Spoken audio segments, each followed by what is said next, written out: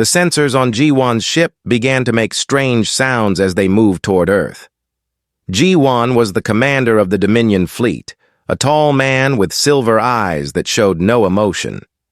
He had served the Dominion for 30 years, and in all that time, he had never seen anything like what the instruments were showing him now. Energy signals came from a place called the Arctic, from deep below the ice on a planet that was supposed to be completely dead. Earth was a museum of sorts to the galaxy. It was the graveyard of a forgotten species called humans, a race that had ruled many worlds 50,000 years ago before they simply vanished. No one really knew what happened to them. Some said they killed themselves in a great war. Others said they left the galaxy to find peace in other dimensions. The Dominion did not care much about ancient history. They only cared about power and control, and right now, they controlled everything in the galaxy. G1 stood in the command center of his ship, looking at screens filled with blinking lights and numbers. His officers moved around him quickly, trying to understand what the sensors were telling them. The energy coming from Earth was not natural. It was too ordered, too strong, too intelligent. It seemed like technology, but technology that the Dominion had never seen before. This was unusual because the Dominion knew all of the technology in the galaxy. They had conquered every powerful species. They had taken every advanced piece of technology and copied it or destroyed it. There should be nothing new. "Commander," said one of his officers, a woman named Min Seok, "the signals are becoming stronger. They seem to be coming from under the Arctic ice, perhaps 3 kilometers below the surface."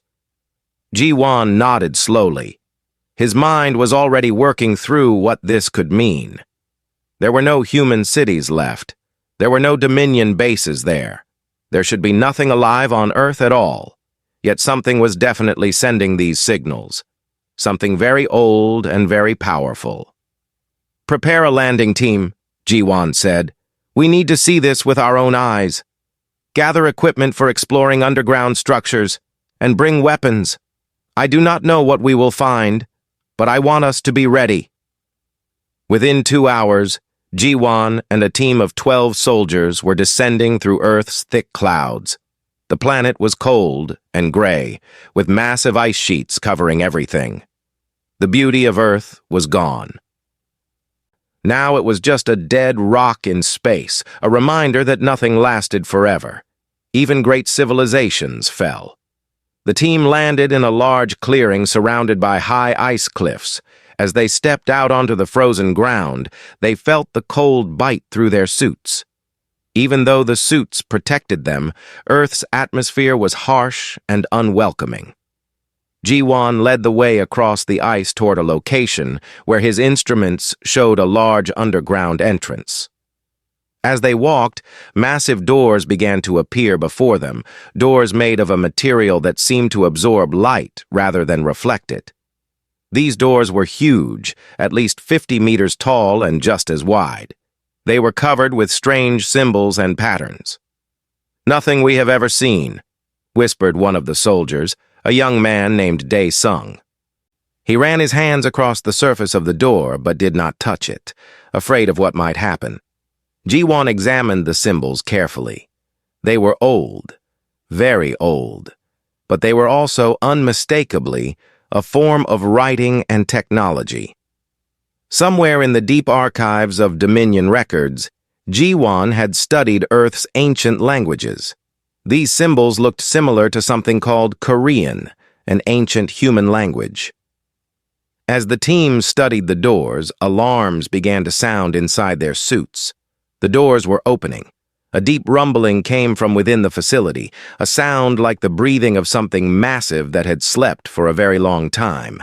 The doors moved slowly, grinding against ice and frozen dust. Behind the doors was darkness, but a darkness that seemed almost alive, almost intelligent. The team members looked at each other nervously. This was not what they had expected. They had expected ruins and dead technology, not an active facility that could open its doors. G1 raised his hand and gave the signal to move forward. The soldiers followed him, weapons ready, into the darkness of the facility. As they moved deeper inside, lights began to turn on automatically. The lights were soft and white, and they showed corridors that stretched far into the distance. The walls were made of the same strange material as the doors, and they seemed to glow faintly with an inner light. The team had never seen a facility like this. Everything about it was different from what the Dominion built. Even the air smelled different, fresher somehow, as if it had been carefully preserved for ages. They walked for what felt like hours, moving deeper and deeper into the facility. The corridors became wider and grander. They passed through rooms that had been sealed shut for thousands of years. Some rooms contained strange machines with purposes the Dominion soldiers could not even guess at. Others were empty except for dust and the weight of time. Finally, they came to a massive chamber. The chamber was circular and enormous, easily 1,000 meters across. In the center of the chamber, covered by thick sheets of ice, was something that looked like a giant metallic figure.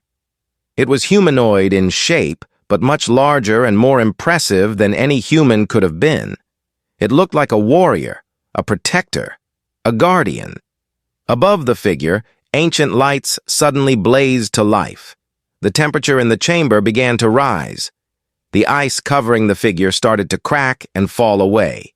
The soldiers stepped back, their weapons now firmly in their hands.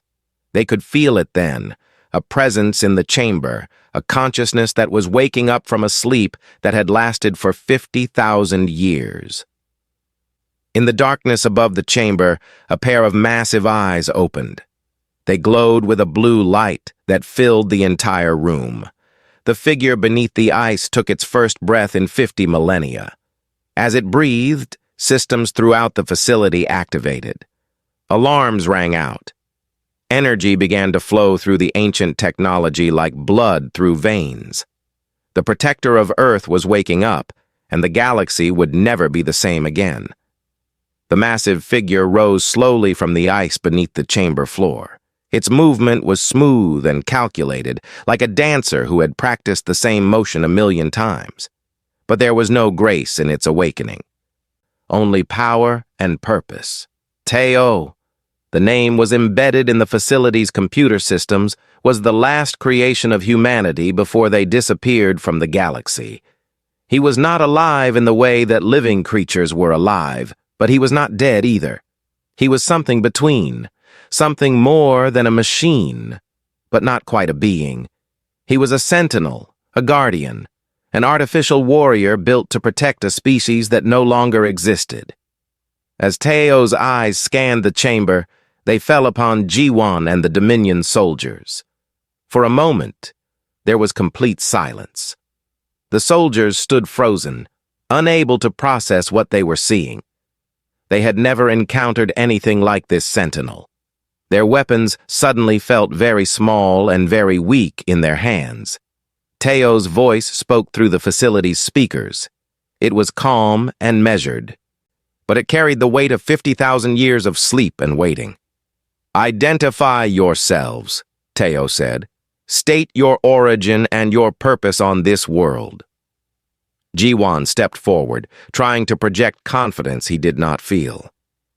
"I am Commander G1 of the Dominion. We came here investigating energy signals. We did not know anyone was here." Teo's eyes narrowed. The name Dominion meant nothing to him directly, but his systems began to search through the data stored in the facility. Files from 50,000 years ago, records and histories, information about galactic events and species. His systems found it all and processed it in seconds. What he learned made something inside him shift. Humanity was gone, completely gone from the galaxy. The Dominion that G1 served was the power that now ruled, the force that had conquered the remains of the galaxy's civilizations. "Humanity no longer exists," Teo stated. It was not a question, but a fact he was confirming. "That is correct," G1 said carefully. "Your species was destroyed a very long time ago. You are looking at ancient history. Teo processed this information. His programming told him that his purpose was to protect humanity, to defend them from threats and enemies. But there was no humanity left to protect. His core function had become impossible. Yet something in his systems adapted. His purpose shifted. If there was no more humanity to protect, then the galaxy had become a place without justice, without the guardians that had once stood against tyranny. Teo looked at the soldiers in the chamber, and his decision was made in an instant. "The Dominion has ruled for a very long time," Teo said. His voice grew colder. "In the records I have access to, I see what they have done.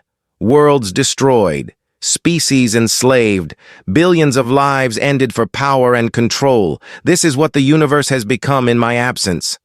Jiwon's hand moved toward his weapon, but before he could even complete the motion, Teo moved. The ancient sentinel moved so fast that the eye could not follow it. He crossed the distance between himself and the soldiers in less than a second. Jiwon and his team tried to fire their weapons, but the weapons simply did not work. Their technology was disrupted by some kind of field that Teo generated. The soldiers fell one by one, not dead but unconscious, their minds forced into sleep by the sentinel's touch. Jiwon was the last to fall. He looked into Teo's eyes and saw something that terrified him more than death itself. He saw clarity. He saw purpose. He saw a being that had made a decision and would follow it to the end of time itself. Then the darkness came. When Jiwon's body collapsed to the ground, Teo stood alone in the chamber with the unconscious soldiers. He looked at the facility around him, at the technology that had sustained him for 50,000 years. Then he moved deeper into the facility, into areas that had been sealed away even from his consciousness. He found the central data core, the place where all of human history and knowledge was stored. He connected himself to the core and absorbed everything. Military strategies from 1,000 wars, scientific knowledge that the Dominion had forgotten how to use, weapons designs that made current galactic technology look primitive, culture, art, music, and philosophy, the dreams and hopes of a species that had once reached toward the stars. Then Teo accessed the information about his own creation. He was built to be the ultimate protector. His armor was made from materials that had not been fully understood for millennia. His weapons could project energy in ways that defied the physics that the Dominion used. His mind had been uploaded with the combat experience of humanity's greatest generals and warriors. Teo walked back to where Jiwon lay on the frozen floor. He looked at the commander for a long moment, then made a decision. He would leave Jiwon alive, but not as a witness. He would leave him as a messenger. Teo accessed the facility's communication systems and began to broadcast a message. The message went out across the entire galaxy, on every channel, breaking through every encryption. The message was simple and was spoken in the ancient human language. "I am the wrath of the forgotten. I am the silence before the storm. The age of tyranny ends now." The message repeated over and over, reaching every world in the galaxy. As it did, Teo prepared the facility for war. The ancient human technology activated. Ships that had been preserved for 50,000 years began their startup sequences. Weapons systems came online. The Guardian of Earth, the last creation of humanity, was no longer sleeping. He was awake, and he had decided the fate of the galaxy. In the chamber, Jiwon began to wake up. His head ached as he slowly opened his eyes. The first thing he saw was the empty space where the sentinel had been. The second thing he heard was the message, still broadcasting, still spreading across the galaxy. He knew then that he had to report this. The Dominion had to know what was happening on Earth. He struggled to his feet and looked around the chamber. The sentinel was gone, but his message remained. The galaxy would never be the same. Ha-Yun sat in a small laboratory on the space station called Meridian 7. studying the ancient languages that had been preserved by the resistance movement for centuries. She was a linguist by profession, but a fighter by choice. The Dominion had never known that she existed outside their records, never knew that some humans had survived by hiding in plain sight across the galaxy. Her ancestors had been taken from Earth thousands of years ago as genetic samples before the Dominion decided to wipe out the human threat entirely. Those ancestors had survived in secret communities on distant worlds, always hiding, always watching, always waiting for something to change. When the message first came through on all the galactic channels, Ha-Un felt something inside her that she had never felt before. It was ancient and powerful, and it spoke in the language of her ancestors. She sat motionless, listening to the words repeat again and again. I am the wrath of the forgotten. I am the silence before the storm. The age of tyranny ends now. The others in the laboratory did not understand what she was hearing. Most of them were from other species that served the Dominion reluctantly. They had no idea what the message meant or why it was being broadcast repeatedly. But Ha-Un knew. She knew in her bones and in her blood. The message was in Korean, an ancient human language that had been dead for 50,000 years. Someone was speaking it. Someone was using it to reach across the galaxy. She immediately began trying to trace the signal. It was not easy because the Dominion's security systems were advanced and powerful. But Ha-Un was brilliant, and she was motivated by something deeper than just curiosity. She was driven by the knowledge that humanity had not simply disappeared. They had been hunted. They had been destroyed deliberately. And now something was happening on Earth, something that the Dominion had forgotten about completely. While Ha-Un worked, Ji-Won's message reached the Dominion's central command. The supreme leader of the Dominion received the report within hours. Earth had been silent and dead for 50,000 years, and now there was an ancient facility there that was broadcasting across the entire galaxy. The Supreme Leader's reaction was immediate and harsh. He ordered every warship in the nearby sectors to move toward Earth. He ordered them to destroy whatever was there, whatever was sending these messages. No questions would be asked, no negotiations would be attempted. The threat would be eliminated. But the message had already spread too far, reached too many people. In slave camps across 100 worlds, workers stopped their labor and gathered around any speaker or broadcast system they could find. They listened to the words in the ancient language, and even though most of them did not understand the words themselves, they felt the meaning. Something was changing. Something was fighting back. Ha-Un finally traced the signal to Earth, but more importantly, she traced it backward through time and accessed old database records about Earth and humanity. What she found made her heart race. The Dominion had deliberately recorded the extinction of humanity. They had created a detailed log of their genocide. The records showed that humanity had been a threat to Dominion power, and so they had been eliminated.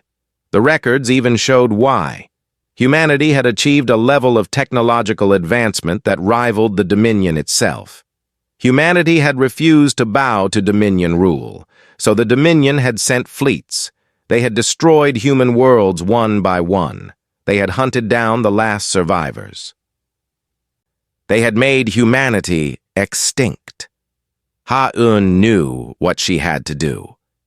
She carefully copied the records and began to prepare a broadcast of her own.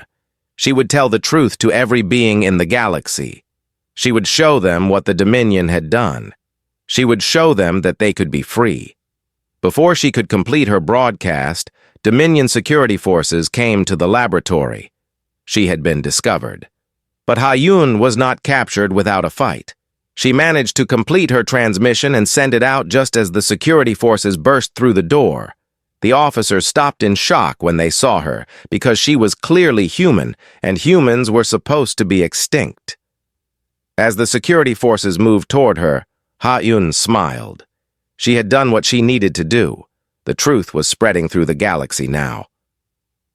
The Dominion's carefully constructed lies were falling apart. She was arrested and taken into custody, but her work was complete. The broadcast that Ha-Yun had transmitted reached billions of beings across the galaxy. It showed the truth about the Dominion. It showed that humans had not destroyed themselves. They had been destroyed by those who ruled now. It showed that the Dominion was a government built on lies and genocide. The response was immediate and massive. On 1,000 worlds, protests began. Workers refused to work. Soldiers began to question their orders. The foundation of Dominion power started to crack. And in the depths of space, an ancient human ship began to move away from Earth. Teo had received Ha-Yun's broadcast, and he knew that something important had happened. Someone else with human blood was fighting. Someone else understood what needed to be done. He set his course toward the nearest Dominion fleet, the one that had been sent to destroy him. The ship was ancient, but its weapons were devastating. The shields that protected it were stronger than anything the Dominion had developed in 50,000 years. As Teo's vessel accelerated through space, the Dominion's massive fleet moved to meet him. They did not know yet what they were facing. They did not yet understand that they were about to meet the last creation of humanity, a being designed and built to be unstoppable. The first shots would be fired soon.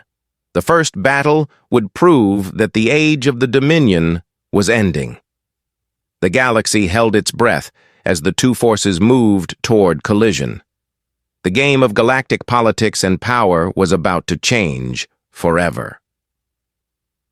The Dominion fleet was huge. 500 warships moved through space in perfect formation, each one armed with weapons that could destroy entire cities. They were led by Admiral Quan, a military commander with decades of experience. He had never lost a battle. He had never even come close to losing a battle. The Dominion did not create admirals who were capable of failure. They created tools of absolute power, weapons of pure military might.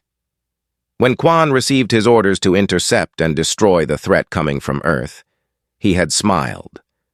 This would be simple. One ancient ship against 500 modern Dominion warships. The outcome was already decided. Quan gave the order to move toward the coordinates where Teo's vessel had been detected. The fleet began to accelerate, moving faster and faster through the vacuum of space. But Admiral Quan did not know what he was about to face. He did not know that the ship he was pursuing had been designed by a civilization that had reached heights of technological advancement that the Dominion had only dreamed about. He did not know that the weapon systems on that ship could tear through Dominion shields, like a knife through paper. He did not know that the being piloting that ship had been built to be a weapon of last resort, a guardian that could fight an entire army and never tire. Teo watched the Dominion fleet approach through his sensors. 500 ships. The data flowing through his systems calculated the odds. With conventional tactics, they would overwhelm him through sheer numbers. But Teo was not bound by conventional tactics. He had been built with the knowledge of humanity's greatest warriors. He had absorbed the military strategies that had been passed down through 10,000 years of human history.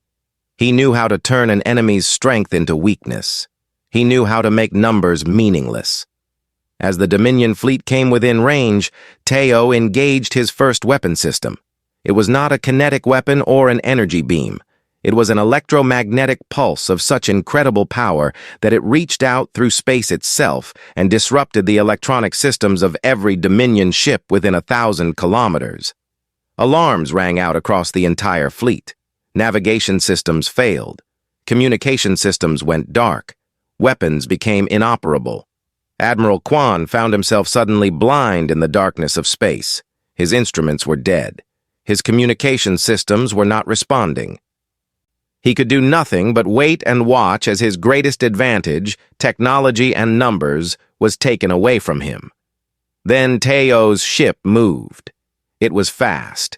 Faster than any Dominion vessel could move.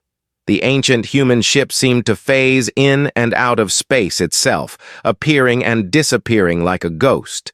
Wherever it appeared, Weapons fired.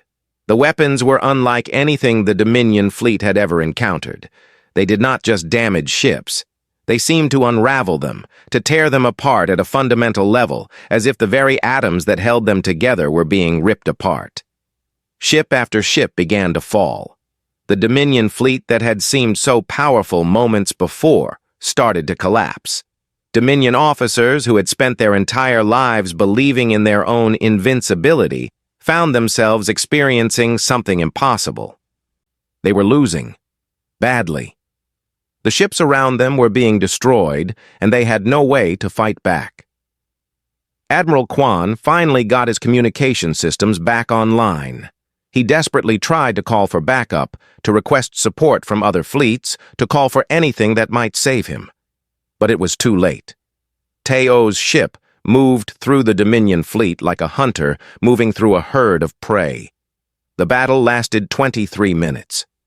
When it was over, 473 Dominion warships had been destroyed. Only 27 ships managed to escape and jump to faster-than-light speed. The few survivors spread the news across the galaxy. The impossible had happened. An ancient ship piloted by an unknown force had destroyed a Dominion battle fleet. One ship had defeated 500. The message that spread was even more powerful than Ha-Yun's broadcast about human history. It was proof that the Dominion was not unstoppable. It was proof that they could be defeated. On 1,000 worlds, the news of the battle sparked uprisings. Slaves rose against their masters. Soldiers threw down their weapons and refused to fight.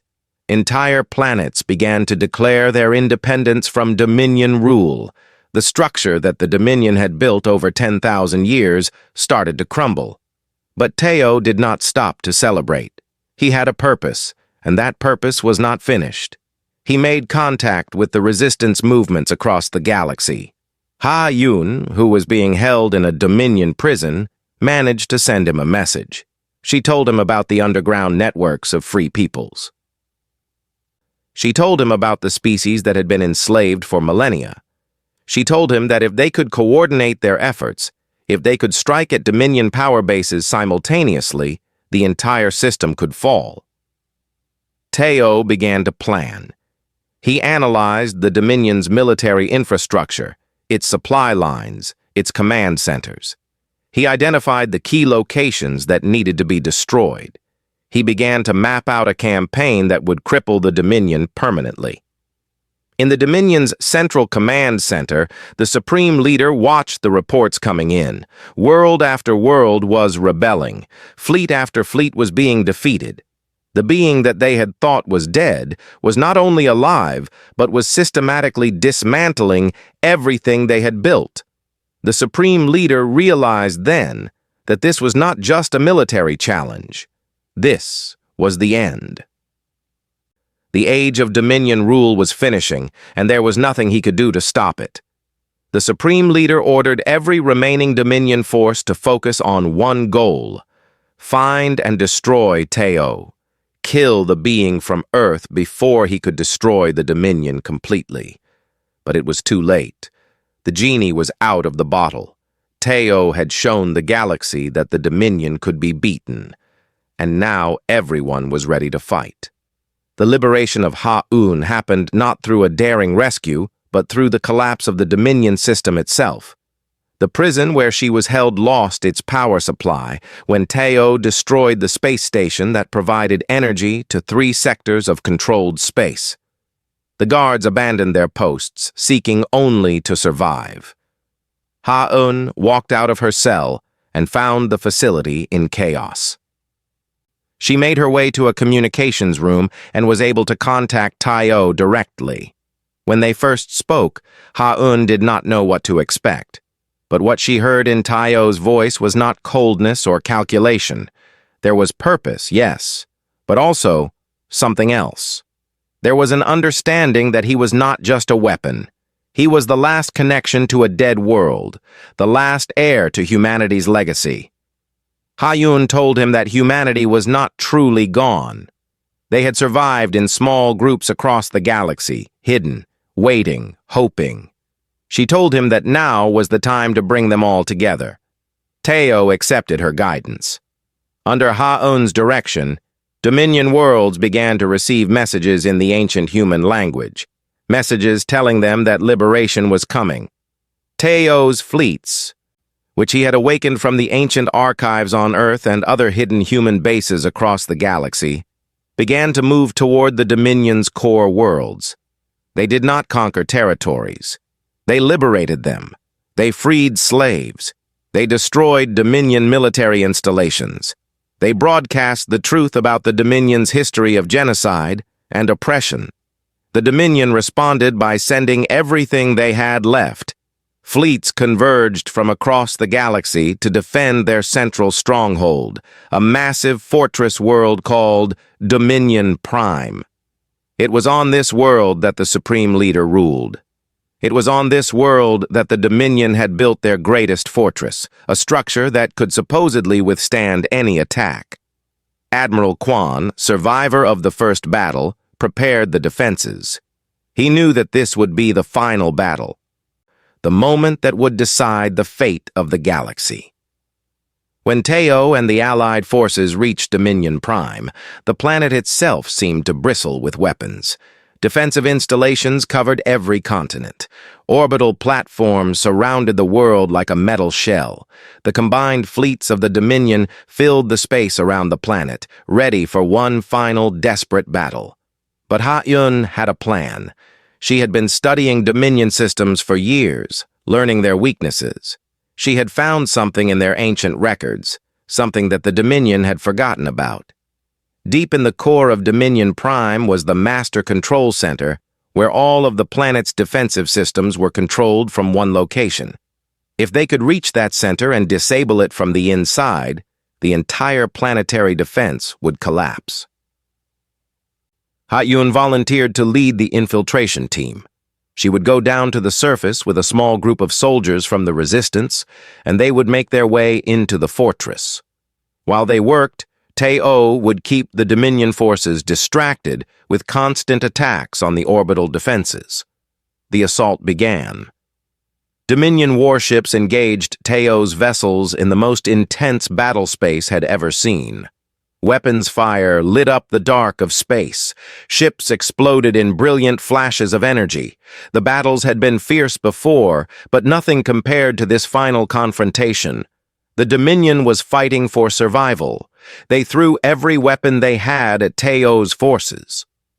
Meanwhile, on the surface of Dominion Prime, Ha-Un and her team fought their way through Dominion soldiers.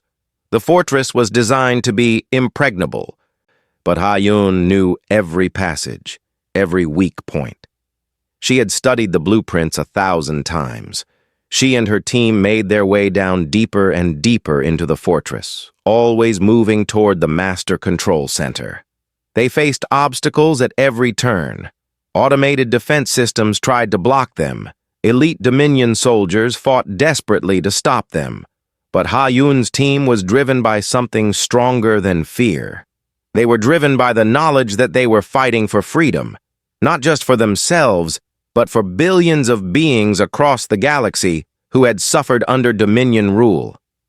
When they finally reached the Master Control Center, Ha-Un found herself face to face with the Supreme Leader himself. He was old and small, a creature who had been born into power but had never had to truly fight for anything. He looked at Ha-Un with confusion and rage. "You are human," he said. "Humans are extinct. This is impossible." "Humanity is not extinct," Ha-Un replied. "We survived, and now we are free." She activated the deactivation sequence that she had learned from the old human archives. The Master Control Center went dark. Above the planet, the defensive shields flickered and failed. The orbital platforms lost their power. The entire defense system of Dominion Prime shut down in seconds. When Teo saw that the defenses were gone, he did not hesitate. He led the final assault on the fortress. The Dominion fleets tried to organize a final defense, but without the planetary shields to protect them, they were overwhelmed. The last Dominion warships were destroyed or surrendered. The Supreme Leader, seeing that all was lost, took his own life rather than face the judgment that liberation would bring. As the Dominion fell, joy spread across the galaxy. Worlds that had been enslaved for 10,000 years now celebrated their freedom. Species that had been oppressed and suffering began to heal. The age of tyranny had ended. In the ruins of the Dominion fortress, Taio and Ha-Un stood together, looking out at a galaxy transformed. Taio did something he had never done before. He removed his helmet, revealing the artificial face beneath. It was beautiful in its own way, designed to be functional but also humane. Ha-Un saw the face of humanity's last creation, and she felt the weight of history. "What happens now?" Ha-Un asked. "Now we build," Taio replied. "We build a galaxy where beings are free. We build remembrance for those who were lost. We build a future that is better than what came before." The gateway to a new age had opened. Taio, the lost protector of Earth, had awakened to save a galaxy. And now, together with Ha-Un and all the free peoples of the galaxy, he would build something worth protecting.